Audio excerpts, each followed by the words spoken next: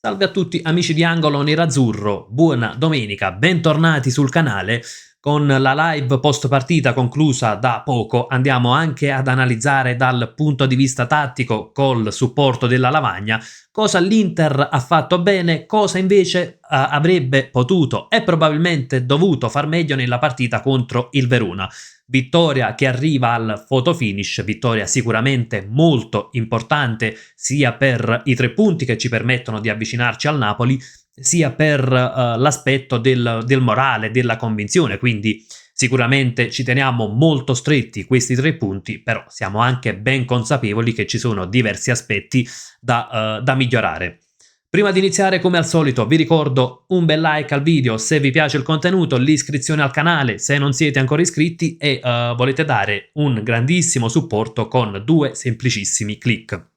Iniziamo innanzitutto dalle scelte di Christian Chivu, scelte un po' a sorpresa perché è stato confermato Bissek centrale di difesa, le 2 mezzali sono state Sušić da una parte e Zielinski dall'altra. Ecco, Sušić e Zielinski soprattutto nel primo tempo sono stati un po' croce e delizia.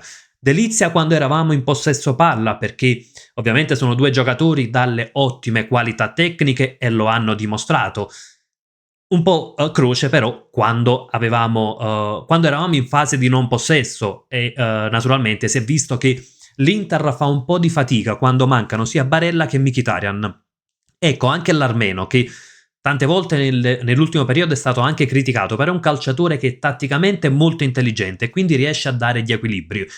Un Inter invece con Sušić e Zielinski mezziali ha mostrato di avere ancora meno filtro davanti alla difesa di quanto già non ne abbia, ecco, quando ci sono Barella e Mkhitaryan, perché più di una volta abbiamo avuto problemi di filtro a centrocampo anche in virtù di un baricentro molto alto. Oggi ce n'è stato ancora meno e ha portato al gol del Verona e ad una situazione in cui la linea difensiva era molto spesso esposta. Ecco, quando il Verona attaccava, riusciva ad attaccare la nostra linea difensiva e il Verona, apro e chiudo parentesi, ha attaccato poco, ma riusciva ad attaccare la nostra linea difensiva senza avere filtro a centrocampo ed è così che è arrivato poi il gol del pareggio di Giovane. Iniziamo innanzitutto, ecco, anche da che tipo di Inter è stata, come l'Inter ha approcciato il match, perché l'Inter forse fino all'1-0 e poco dopo aveva anche fatto una buona partita, poi è calata dopo il vantaggio e soprattutto dopo l'1-1 non c'è stata reazione, rischiando anche ulteriormente, poi nel secondo tempo ha ripreso in mano il pallino del gioco pur facendo fatica. Andiamo proprio dall'aspetto tattico, queste sono le posizioni medie della partita e da notare, ecco, i famosi triangoli di cui abbiamo parlato anche ieri nel video pre-partita, il triangolo che si va a creare sulla sinistra, con appunto Carlos Augusto, Zielinski e Bastoni, con Bastoni che avanza e naturalmente qui si andava a concentrare, ecco, si andava a fare densità in quella zona del campo, portando appunto 3 giocatori e provando a sfondare da quel lato. In generale è stato un Inter che, come detto, era partita anche bene, creando subito occasioni, riuscendo a sbloccarla su un calcio piazzato, cosa l'Inter stava facendo bene. Oltre a ecco, questa densità di uomini sulla sinistra, c'erano altre situazioni che l'Inter stava eseguendo bene. Innanzitutto era un giro palla abbastanza rapido, soprattutto sullo 0-0 nel primo tempo, nella prima parte di partita, era un giro palla rapido, si andava a creare questo triangolo, c'era Bonni che veniva spesso incontro, ecco, molte volte l'abbiamo visto, ecco, proprio essere in verticale con Lautaro, si faceva vedere spesso, cercava di essere anche un po' un terminale offensivo, pur non riuscendo ad incidere sotto porta. E c'era un altro aspetto, come detto, Sušić e Zielinski erano una delizia in fase di possesso. Sušić che ha dato dei palloni davvero strepitosi, ecco, erano molto spesso delle palle giocate, ma erano delle palle calibrate, non erano mai cross messi in mezzo così, anzi in un paio di occasioni ha servito anche compagni di squadra, una volta c'è stato il tiro di Lautaro, proprio con una precisione eccezionale, quindi ancora una volta dimostra la sua grande tecnica. E poi c'era Zielinski, che ha fatto benissimo in occasione del gol, perché effettivamente quello è uno schema eseguito alla perfezione ed è stato un gol esteticamente bellissimo, ed è stato un calciatore tatticamente anche importante. Perché? Se andiamo a riprendere un attimo le posizioni medie, troviamo praticamente Zielinski più basso di Bastoni. Praticamente nel triangolo che notiamo Carlos Augusto, Bastoni, Zielinski, Bastoni era quello più avanzato perché ha fatto un lavoro particolare oggi. Rimaniamo un attimo su Zielinski. Sulla prima costruzione Sušić andava a dare un po' il supporto della costruzione, Zielinski provava i tagli verso la tre quarti avversaria, verso l'area di rigore, o meglio, verso la zona avanzata del campo, perché non erano proprio tagli in area di rigore, non era un movimento simile, per farci un'idea, a quello di Frattesi. Dopodiché molto spesso nello sviluppo cosa accadeva? Che Zielinski si abbassava e Bastoni si alzava non sulla zona laterale del campo come lo vediamo spesso fare, ma andava anche per vie centrali, quasi ad essere o un centrocampista aggiunto o addirittura l'abbiamo trovato in questa zona di campo quasi a fare da sottopunta in sviluppo. E ricordiamo c'è stata anche l'occasione quando c'è stato il cross di Luis Enrique in cui Bastoni sullo sviluppo dell'azione, quindi non sul calcio piazzato, lo abbiamo trovato all'interno dell'area di rigore. Ecco, questo era ovviamente un movimento studiato per andare a creare delle difficoltà al Verona, ed è stato effettivamente con una giocata corretta, giocata in cui c'è stato anche un bel 1-2 Bonni-Luis Enrique, e con appunto il colpo di testa parato poi il colpo di testa di Bastoni. Come dicevamo, però è stato un Inter che poi ha sofferto quando era il Verona ad attaccare, proprio perché in questa zona di campo mancava quello che solitamente fanno Çalhanoğlu e Barella, ovvero il filtro davanti alla difesa.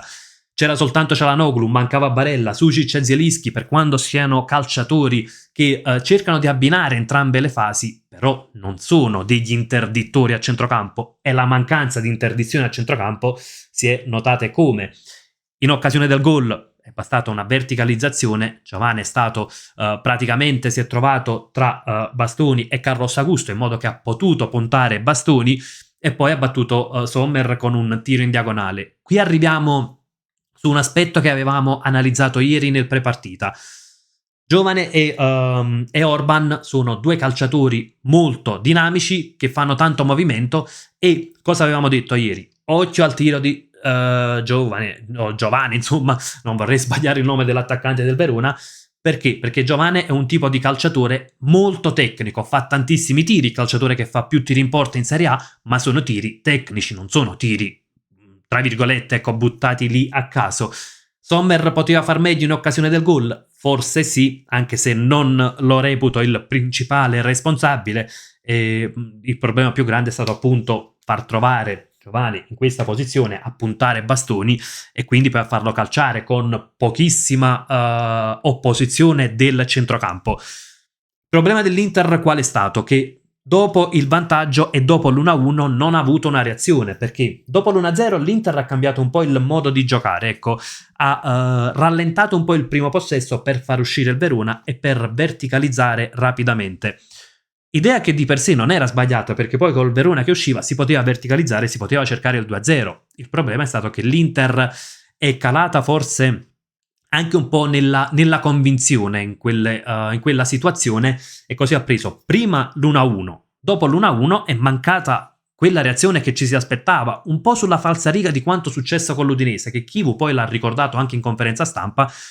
L'Inter non ha avuto la reazione, anzi ha rischiato di prendere anche il 2-1 col palo di Orban, azione sviluppata sulla destra, e in occasione di quell'azione Bissek e Akanji potevano far meglio, perché Bastoni esce, Bissek va a chiudere sulla corsia esterna dove si trova Belgali, che tra l'altro è un gran bel calciatore. Già qui si trovano Belgali e Bissek. Qui Bissek non deve far passare quel pallone, deve chiudere su Belgali, non lo fa bene.